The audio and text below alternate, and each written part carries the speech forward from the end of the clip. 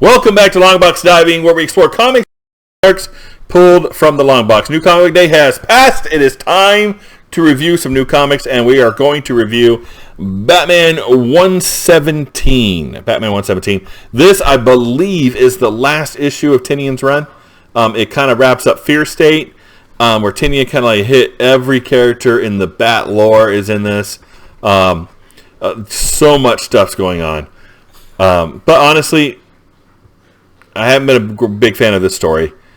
Jimenez's art, I like his art. I may not like him personally, but I like his art. He's a great artist. And I mean, look at this.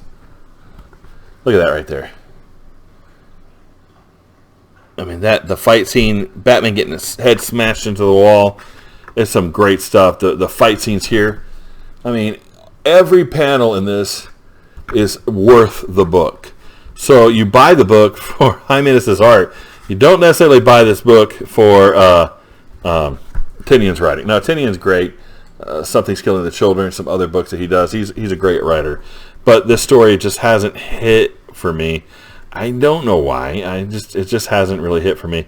And its basic concept is this dude up here in the front wants to actually control all of Gotham's police forces by wrapping it into some auto defense private sector police, and it's basically going to cause the whole city to go into like this, dystopian future where it's run by AI and some security guards, and like everything is an infraction, and almost like you're going into like this Minority Report type deal where they know what you're going to do ahead of time and they're going to arrest you before you even do it, kind of thing. And so here Batman is kind of raging against this concept of the way the police force is.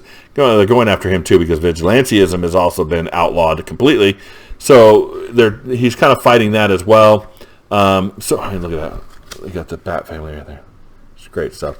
So and I mean it's an interesting story. We got this whole fear bomb going on with Crane has got this fear serum that's going to bomb everybody, and you have this new girl that's partially jacked into the internet. She's taken him out, but she still wants to use it because, people have been going after her and her people, completely. And she's, Batman and, they kind of have a nice huggable moment. You have an interesting moment between Poison Ivy and Harley Quinn, and which now is canon. And so they were very excited about that. So a lot of different things going on in this book. But overall, the art was what sold this book for me. The writing, the cover here is a 4 for me. It's just fantastic. I like all the different people on it. I like Crane coming up over the top. You got the main bad guy in the back. You got Peacekeeper and all this kind of stuff going on. It's very cool. So definitely a 4 on the cover.